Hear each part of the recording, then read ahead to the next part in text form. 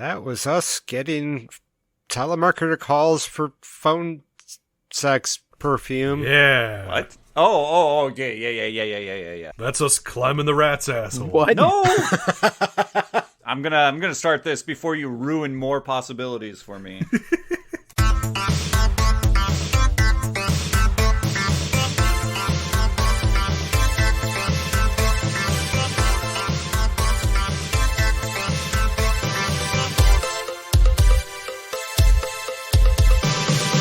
So we talked about what we liked about Batman and Star Wars and Jurassic Park and all those movies.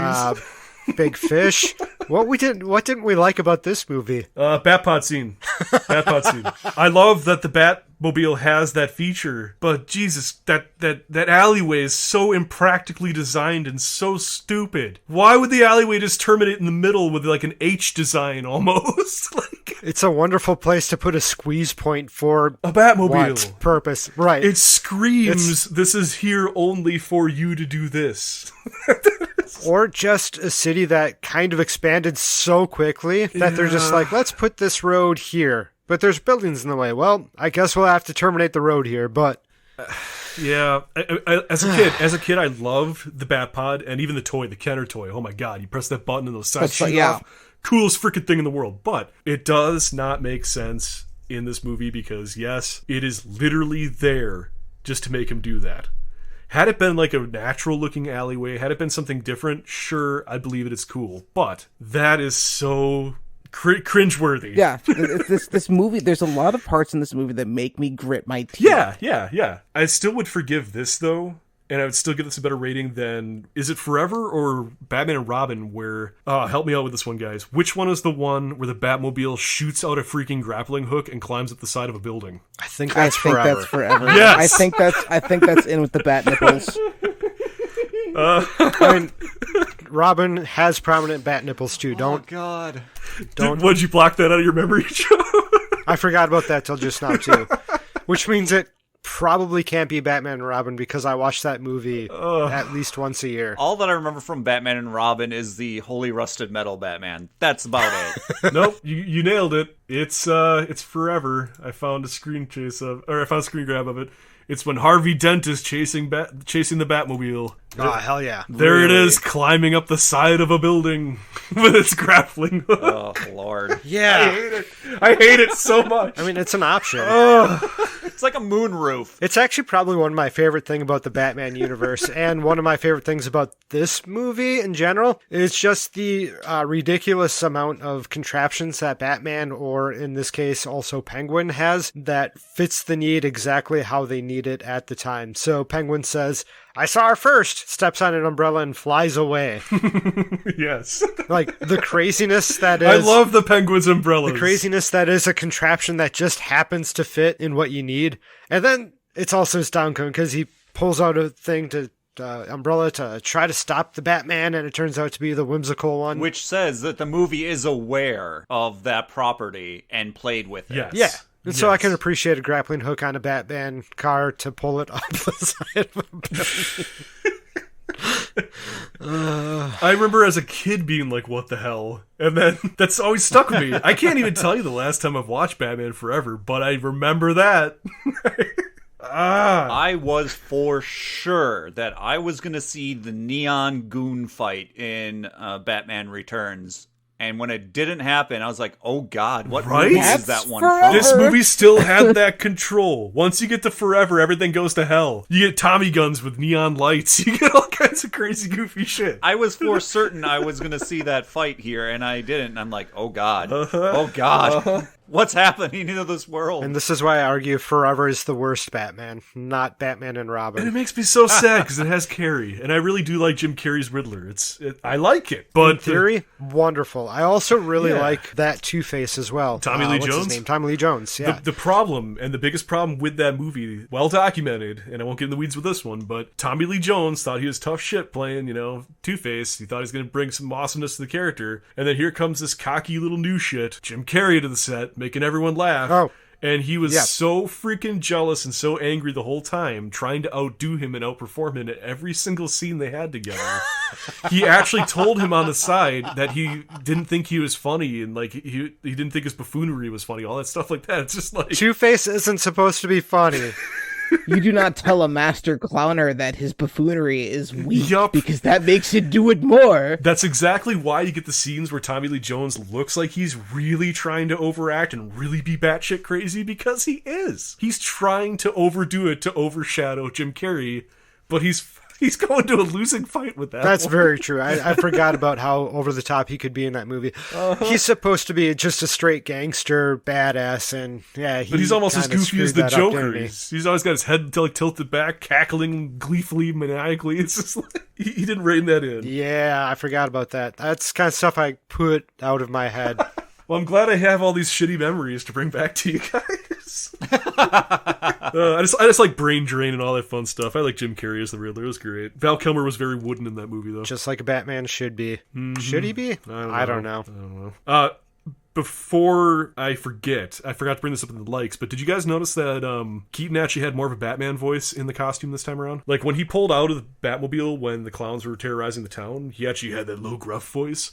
Versus the first movie, I felt like he had the exact same voice, whether he was Bruce Wayne or Batman. Yeah. And he was also, I feel like, a really good looking Batman this time around. Yeah, they changed the suit. Yeah, the suit looks different. It looks different, and it was also not super rigid, so Michael Keaton could like actually act in it instead of having to wear the costume and try to act around the costume. Yeah, that was one of the big changes from the first movie. If you remember the first movie, when he had to look at stuff, he had to move his whole upper torso to look in directions. In this movie, I can't remember what they changed, but he was able to have a little bit more free head movement. But it wasn't until the Nolan trilogy where the cowl was redesigned, and I think it was after Batman Begins, or maybe it was Batman Begins, but either way, it was the Nolan trilogy redesigned the cowl so that the cowl was separate from the headpiece. So that way, obviously a lot more freedom of movement. You can actually move your head, tilt it up and down, all that stuff. Because the problem with these Batman suits from these 4 movies is they were pretty rigid. Yeah. You had to turn to look at things. They poke fun at that in the new Batmans too. Like, oh, you can actually turn your neck. But yeah, I mean, it shows in this movie because when they take off Batman's mask, they have to rip the cowl from the mask. Like, he's going to take off his mask. Oh, wait, does he destroy his mask every time he puts on the Batman suit? No, he's got they do that whole he's got the whole Batman bat closet full of bat suits. Yes. So like bat suits and shoes. He's styling. I thought it was funny that when he ripped his cowl off, he also ripped eye makeup off. Oh God, did that bother me? I was like, how did that work? Isn't that what you'd want to have happen? I mean, yeah, however, what you want and reality is not always congruent. It's a really good point. I actually didn't notice that. That's funny. I can honestly say, from that standpoint, having dressed as Batman many times during my youth, that is the one hard part, is the fucking eyeshadow. Like, how? You cannot seamlessly go from being Batman to Bruce Wayne and vice versa. It's impossible. You cannot do that. Magic. He got a little machine that he puts over his eyes and goes... Oh, so he stole the thing from The Fifth Element that let Lilu do makeup in his flash? Yep. I like this. I like this canon. Somehow he got that technology. Or no, wait. The technology in The Fifth Element exists because Batman came up with it. Bam! There we go. There we go. Okay. This canon's making sense. I like it now. Doesn't explain how he gets it off so quickly. We never actually see Lilu taking it off either. So I would assume it's reverse option too. I don't know. Or they just do skin matching color concealer over the top of the black stuff. So it's just layers upon layers of makeup. Oh God! So it's black then tan, black then tan. You just peel off the layers. Oh, anyways, I feel like I've really stolen the spotlight away from the things that you guys didn't like, and I'm curious to hear this. So remember when... Oh, sorry, go ahead, Joe. Yeah, go for it, Joe. We haven't heard from you. I'll just openly say there's not a whole lot on my notes about things I don't like. I just kind of just pointed at things in the movie and said, how about that? So it's not like I really disliked things in the movie. It's just... I noticed small things and was like, yeah, how about that? Like DJ scratching a CD. Hey. Yes, that's where I was going to go. His Bat CD player is a highlight, not a detractor. That is a serious detractor, because that's not how CDs work. Because he needs to record just in case somebody hacks into his car. I want to know where he pulled the CD from, because he just pulls it out of nowhere and puts it into the player. Where was the CD? Right. You don't want to talk about the Bat Pocket. Oh, yeah, that's true. That's true. Well, maybe his utility pouch. There we go. Yeah, his utility pouch has everything. But let's just talk about the contrivance of this whole ending, where they're like, okay, the Penguin, we're going to have Batman murder a lady, or frame Batman for murdering the lady. We're going to frame Batman for was the Batarang part of the murdering of the lady? Batarang was stolen kind of. during one of the first fight scenes. By the dog catches it. Yeah, dog lady's dog. But there was a part where they said, oh, look, this Batarang was used. Was that for murdering the lady? No, well, it wasn't for murdering the lady. It was for murdering the people protecting the lady. Okay. It was planted. So essentially what they did was they put the Batarang covered in blood in a bag. in a baggie, because they found it in the Ice Queen's tent after she went missing, because Penguin went in and threw it at her. So after he knocked her out with the Batarang and left the Batarang in the tent, making it look like Batman did it, then later on, the police were like, this is circumstantial evidence, and they're talking about the Batarang not being a thing. Then Batman came up to the building, and that's when they did the whole push the Ice Queen off, Batman standing on the side of the building, and then bats coming out of the tree. Yes. All that, flashiness to make Batman look like a bad guy. Exactly. Immediately followed by stealing his Batmobile and plowing into citizens. Okay, so this is the kind of setup that they need to make Batman look like a terrible person. And honestly, they nailed it. Batman running over people, getting in his car and just going and running over people. Batman standing on top of a building after a lady just fell off. Destroying These are cars. really good things to make people be like, Batman, maybe he's not the greatest person. And then Batman sticks a CD into his car. Alfred hacks into a TV station. Fucking awesome, Alfred. You fucking rock again.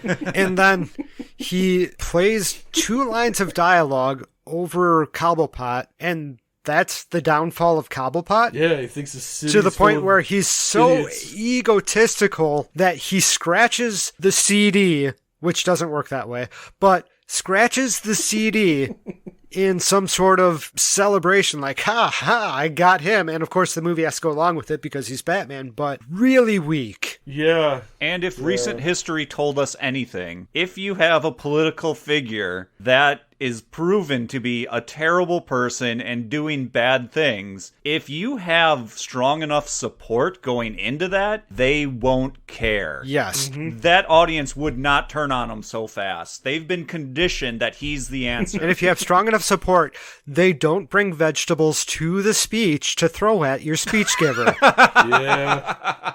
That's right. There were no stands nearby that they could take it from. But they do kind of poke at that. Penguin's like, why do they always bring fruit to these sort of things? Yeah. Which makes me laugh and makes me not angry at that part. Yeah, that's good. Can't help it. It's fun. Jumping off the egotistical nature of Batman, what about him strapping a bomb to a man and murdering him? That scene still sticks with me after all these years. He murders a man in cold blood. He straps a bomb, makes the grimace. It's okay. He was just a clown. He was just a clown. It's fine. But he makes the grimace and everything, like he's getting pleasure out of killing that guy. It's okay because he does the Wilhelm scream. That's not Batman. Batman's not excited to kill someone. Batman's just happy that he's right. That man was not innocent. Batman does not kill innocent people. I know. There's a lot of clown violence and juggler violence, and I'm not going to say they didn't deserve it. And sword swallower violence, that part was really... Oh, where he pulls kind the of made me sword out uncomfortable. of him? Yeah. They're like, why did you go into battle with a sword in your mouth? Because he's in the circus. Oh, of It's course. his thing. Could have easily just went at Batman with a sword. I mean, the clubs aren't doing it, but if you hack at his armor with a sword, you might be able to get through it and hurt him. Nah, we'll swallow this. Save it for later, I guess. No, because inexplicably Catwoman's claw is able to get through his bulletproof armor. Well, she's allowed the time to find the seams. Sure. Yep. Because she's a sewer. She knows where the seams are. Batman's too hard up for a little light touch. It's been a while to since decide. Vicky, you're right.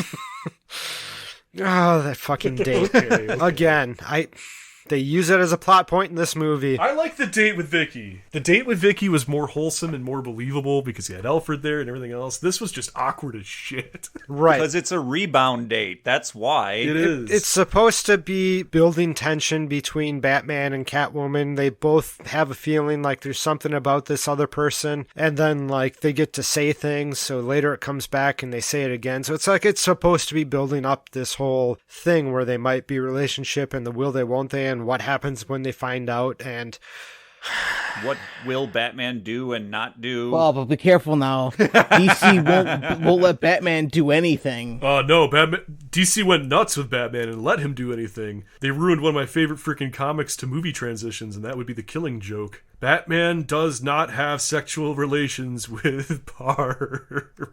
No. Ah!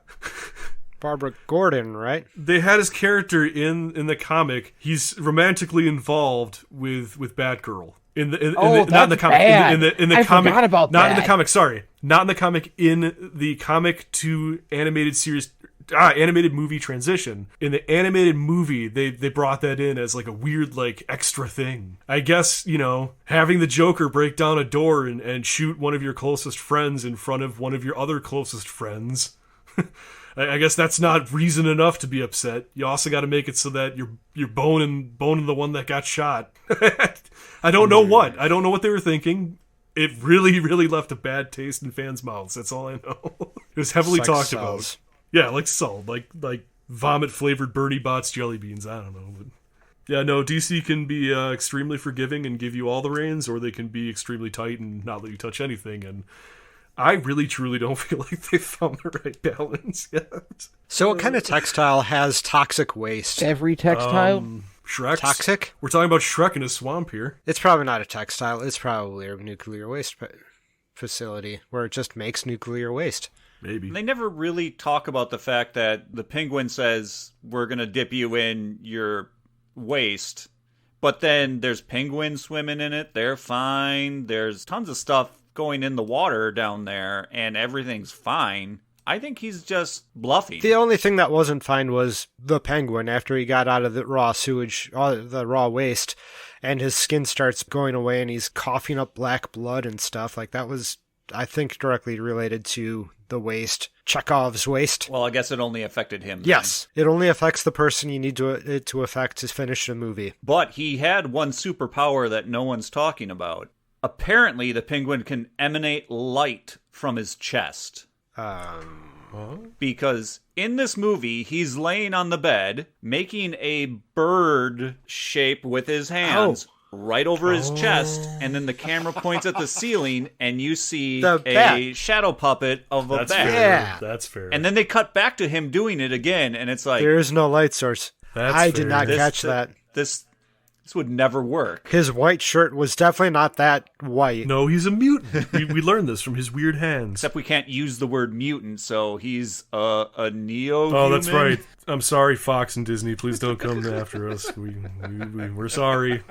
We're sorry. What did they call them in the DC universe? Deviants? No. Scrunchers. The Penguin. The Penguin. No, mutants. Yes. Yeah, the Penguin. That's what he's saying.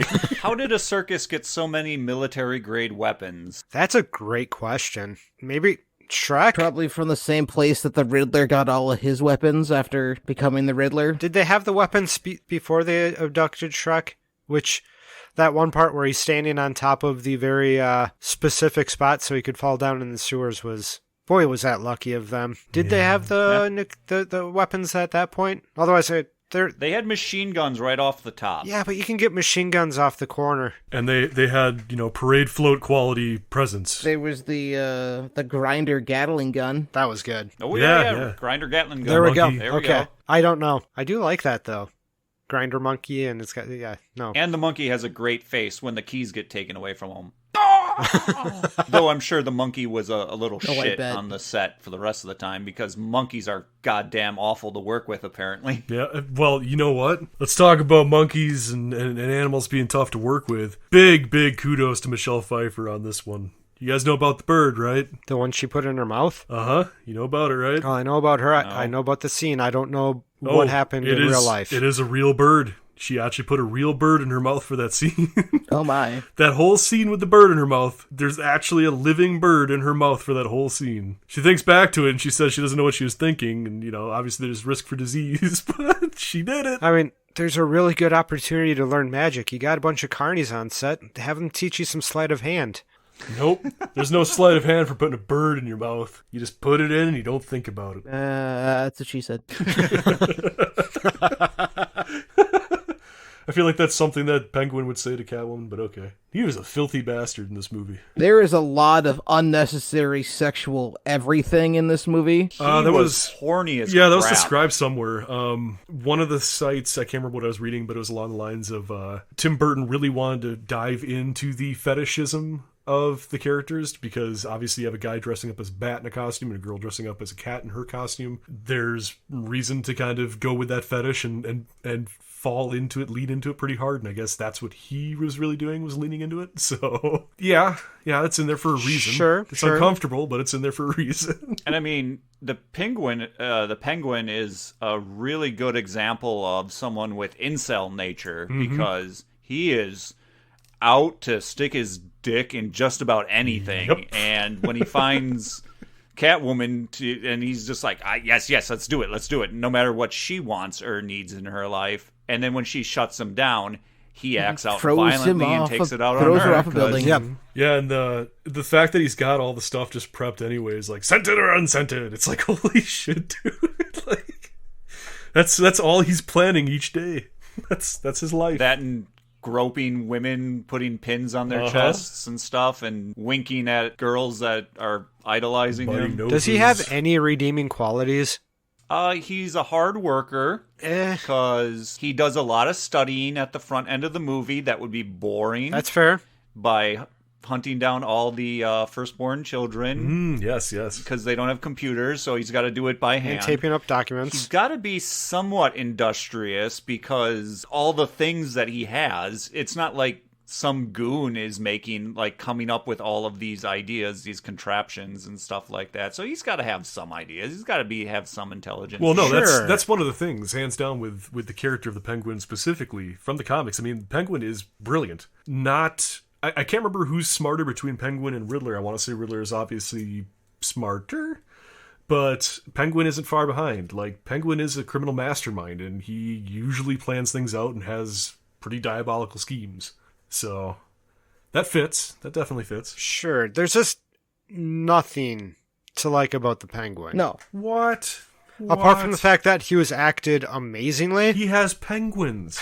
Look at Gotham. Do you think anybody gave a shit when that aquarium or whatever the hell it was burned down and the whole thing went to hell? No. Penguins have him. Yeah. He took care of them when the city turned their back on the penguins. No. I refuse to believe that. He was doing just fine before he met them. And also, thanks to the Penguin, we have the word poontang in a Batman movie. Oh, yeah. Yep. Oh, yeah. Yup. Thanks, Joe. I'd push that out. You're welcome. The Penguin is gross. The thing I don't like is just how gross they decided to go. Seeing chewed up raw fish in his mouth was not something I needed in my life. Oh, it's one of the things I always think back to fondly in this movie. The black blood coming out of his mouth, I don't need it. The weird... Come on, I don't need it. There's a drought of people eating raw fish, Ken. But it really does speak to our democratic process just being so wonderful that you can parade this guy eating a raw fish down the stairs and into your election headquarters, and everyone's like, oh yes, this is great. And then he bites somebody's nose and they're like, oh, that's fine.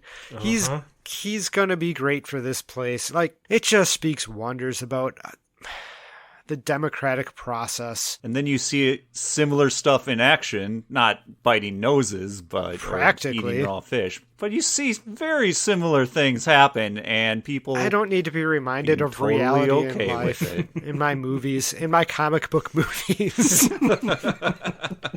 It is very unsettlingly prescient, because you can look at that and be like, yeah, this probably could happen. These people are probably being paid quite well to deal with his bullshit. The one thing this movie makes me the angriest about, and I am so angry about this, they set up that Alfred can write dirty limericks. And we never got it. But then Alfred never gives us the dirty limericks. I want Alfred's dirty limericks. That is true. Oh, man. I want them too. That and the snow is too interesting to look at because it ain't real. It's goopy, it's sloppy, and it pulls my attention. And I just want to watch the tires run over it because of how it acts. So I'll be distracted in the movie by the snow because I'm like, what is that? How is it working? What's going on? Too distracting. Very, yeah. Yes. Anyway, we've been going on at length. What has changed over time with your opinion on this movie? I think we kind of got a hint of that with Andy, how it's changed. I don't dislike it as much as the first time I watch it, actually. I actually kind of enjoy it and appreciate it the more I do go back to it somehow. I don't like to admit that, just because the Penguin is so bad. But then he does things like killing sleeping children. Isn't that kind of...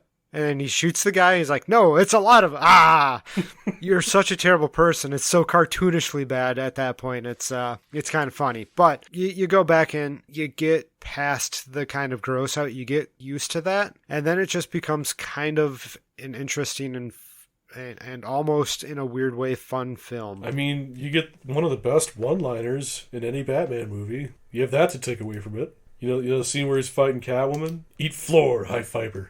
That's one of my favorite jokes. I love this joke. Catwoman had a bunch of puns in her lines too that were dumb. Yeah. I don't expect, but still nothing less. quite as bad as all the Mr. Freeze jokes and Batman. Ooh, we're not going to talk about those. I mean, let's not go there. That's a dark forest. Can we please? No. I love that movie. That's a dark forest to go down. I don't want to go so down bad. I'll watch it by myself then. I'm going to agree. I think this one, this time around, isn't as off-putting to me because I'm just willing to watch it for what it is. My expectations gone, so I'm not that gotta have the movies whatever way that I had when I was younger when watching this.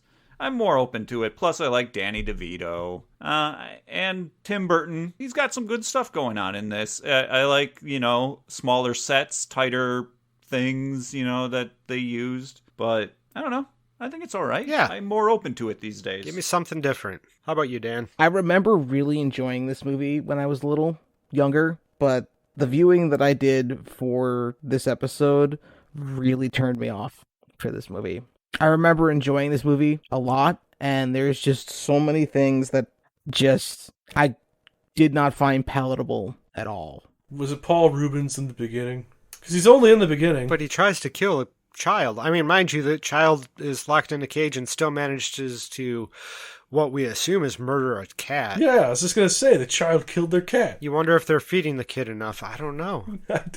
Like, what's going on there? I'm so confused. You wonder if they did enough as parents. You really do. When I was a kid, I always thought when they were pushing the pram through the park that I didn't know it was a wicker top because of the belt across sure. I always interpreted that was the belly of the baby. Oh, jeez. And I was like, holy crap, that's a huge baby.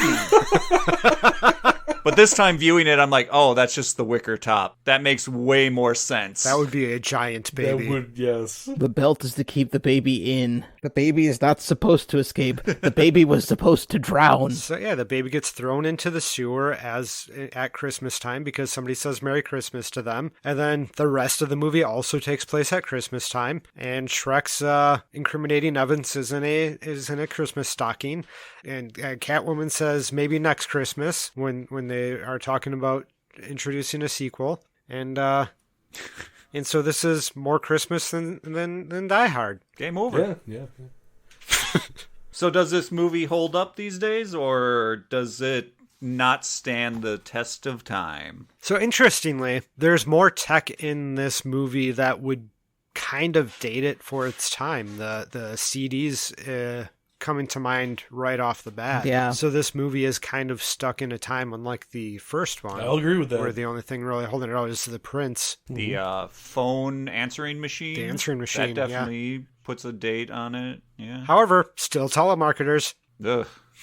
But even though it's dated, does it hold up? I'll say enough. I think it holds up enough. It holds up enough where if somebody asks, should I watch this movie? I'd say, yeah, go ahead. It's a fun watch. Just be wary of what you're going into. Yeah, I don't think it does anything that really ruins it. There's a bad animation shot of the penguins, but it's from overhead really high up, so it's at least they didn't try to do a close-up like that. Yeah. They knew their limits, and they stuck to it. Well, cool. That was us gurgling in the cesspool under the city that once was a penguin exhibit somehow. And rewinding Batman Returns from 1992. If you could please rate, review, comment, subscribe, share, throw the podcast out the window and into someone's car driving by so that they can say, hey, what's this podcast? And go, oh, I like 80s and 90s movies too. Wow, I haven't thought about this stuff in a while, and I'd like to watch this movie again because these four guys are talking about it, and gosh golly gee, now I'm interested again. Wow, the voice that you just and then they turn into Waluigi and then Opie Cunningham? We're all over the place here. I like it. Holy butts. And then you can come back next time when we will rewind Jurassic Park. It had to happen eventually. So excited. And if you thought these episodes being two-parters were a little much, we might be leaving two-parters behind us and going into 3 or 4-parters depending on how this goes. Because I have a feeling there's going to be a lot to say about Jurassic Park. Maybe a little. The first half is definitely going to be quite big. We could do like a scene-by-scene breakdown. I wouldn't mind that if you guys want to. Yeah, I mean, I'm willing to talk about Jurassic Park ad nauseum. I really don't care. Set up a day, play a scene, and then talk about it immediately. Oh, no. That's too much. Too much. But next time, we'll have a deep dive on Jurassic Park. So come back in 2 weeks when we rewind again. Yeah. But no witty comment on this movie, though? I was too excited about the idea for the last one. I had something, but then Ken derailed whatever I was thinking about. Ken, you saved the previous podcast, but you ruined this one. I'll call it a wash. Just like the color from this movie. There you go. We got there.